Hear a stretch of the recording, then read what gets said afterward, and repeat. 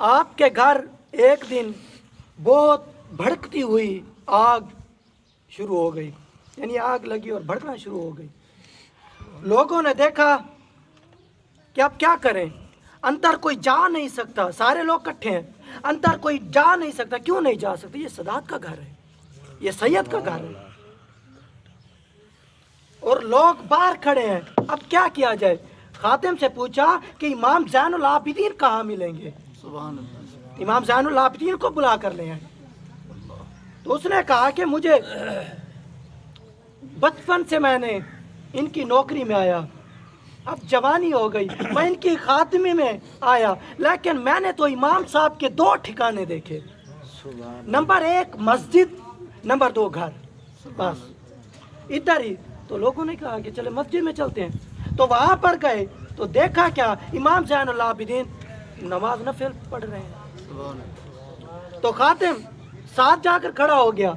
امام زین العابدین نے 2 رکعت نماز نفل مکمل کی اور سلام پھیرے، اور 2 رکعت کے لیے پھر کھڑے ہو گئے۔ آپ نے ایسے ہاتھ کھڑے کیے، ہاتھ کھڑے کیے۔ تو غلام نے کہا آقا ہم آئے ہیں، ہماری تو بات سن لیں۔ آپ نے کیا فرمایا؟ پھر آپ نے عرض کی کہ سید صاحب چلیے، آپ کے گھر آگ لگ گئی ہے۔ آپ نے ہنس کے فرمایا، آپ نے کہا جس دن سے نا میں دنیا میں آیا ہوں، اللہ تعالیٰ سے جو میں نے وعدے کیے تھے، میں نے اس وعدے میں کبھی دیانت نہیں کی، اللہ میرے مال میں بھی خیانت نہیں کرے۔ سبحان اللہ، سبحان اللہ، سبحان۔ میں نے کبھی اللہ تعالیٰ سے کیے ہوئے وعدوں میں خیانت نہیں کی، اللہ تعالیٰ میرے رزق اور میرے مال میں کیسے خیانت کر سکتا ہے؟ جائیں آپ اپنا کام کریں۔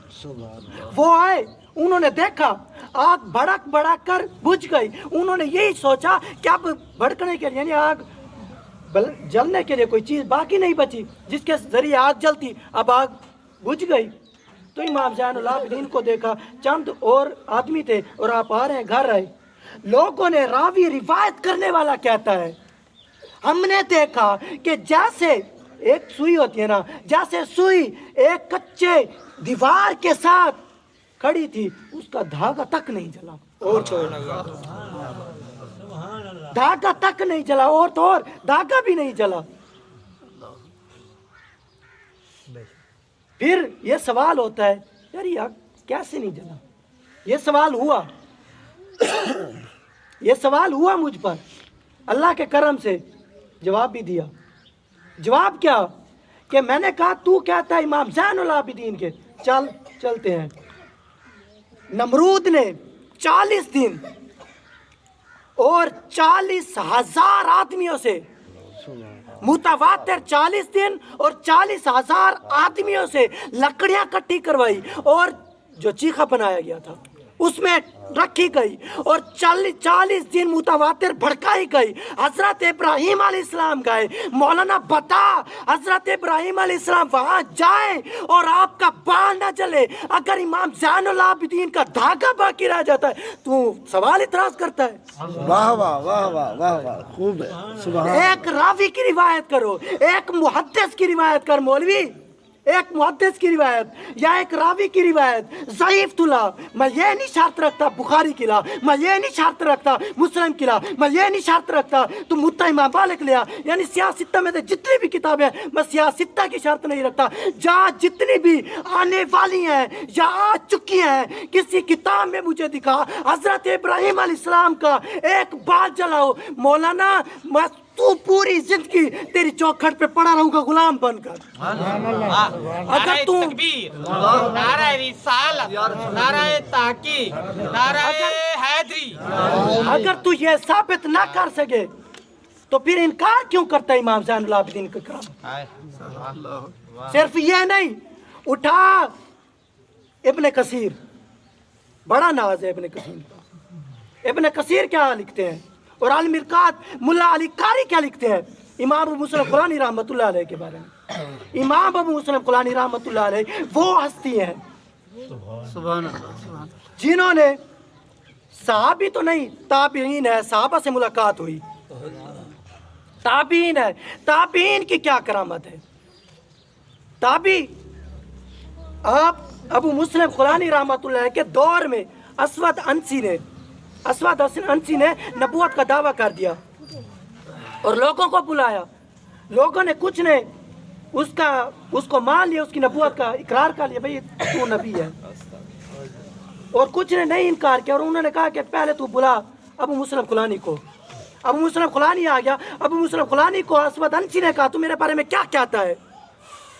ابو مسلم خولانی رحمۃ اللہ علیہ نے کیا فرمایا؟ ابو مسلم خولانی نے تو کذاب ہے, تو لعین ہے, اور وہ بادشاہ کو ایسا کہنا کیسے؟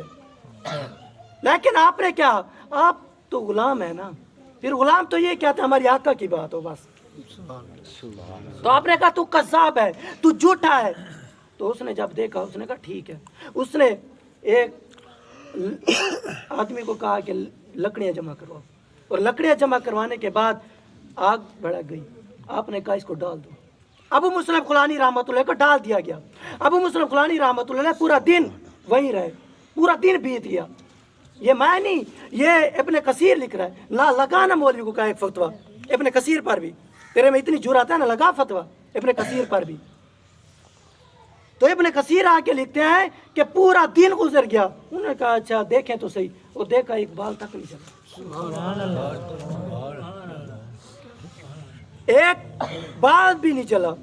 تو انہوں نے کیا کہا؟ انہوں نے کہا اس کو نکالو. اور جب اس کو نکالا گیا, اسود انسی کے جو غلام تھے انہوں نے کہا کہ آپ اس کو نا بدر کر دیں, اس کو اپنے شہر سے بھی نکال دیں. کیوں؟ کہا جب یہ اگر اس شہر میں رہا, لوگوں کا دھیان جائے گا اس کی طرف کہ یہ کس کا غلام ہے, اس کا آقا کتنا کریم ہے. جس کا آقا اپنے غلام کو آگ میں نہیں جلنے دیتا, پھر اس کی غلامی کرنی چاہیے نا, پھر اس آقا کے بارگاہ میں جانا چاہیے نا جو اپنے غلاموں کو آگ میں نہیں جلنے دیتا. پھر تجھے کوئی نہیں مانے گا. تو اس نے کہا ٹھیک ہے, ہاتھ کڑی لگوا کر بھیج دیا. اور جب وہ جا رہا تھا, اب بیٹے سارا کچھ ضبط کر لیا, زمین وغیرہ سب کچھ. تو اس سے پوچھا گیا اب کہاں جاؤ گے؟ تو اس نے تو ہنس کے بولا, رونے کو تو کوئی فکر نہیں, ہنس کے بولا کہتا ہے پہلے ادھر تھا, بیٹی کی خرچی وغیرہ کا یعنی معاملات تھے, اور گھر کے اخراجات کے معاملات تھے, ٹینشن رہتی. لیکن اب تو ایک ہی ٹینشن ہوگی, روز اقدس کے سامنے بیٹھ کر آقا کی درود شریف پڑھیں, آقا پر درود شریف پڑھا کریں گے, اور کیا. اب چلیے آگے ملا علی قاری کیا لکھتے ہیں. یہ تھا امام ابن کثیر. ملا علی قاری لکھتے ہیں یہ چلتے چلتے مدینہ شریف پہنچے. اور جب مدینہ شریف کی حد پر پہنچے, مدینہ شریف کی حد تک پہنچنے سے پہلے حضرت عمر فاروق چند صحابہ کے ساتھ کٹھے آ کر انتظار کر رہے ہیں. تو مولانا یہ تو مجھے بتا, حضرت عمر فاروق کو کس نے خبر جا کر دی تھی؟ بتا کس نے خبر دی تھی حضرت عمر فاروق کو؟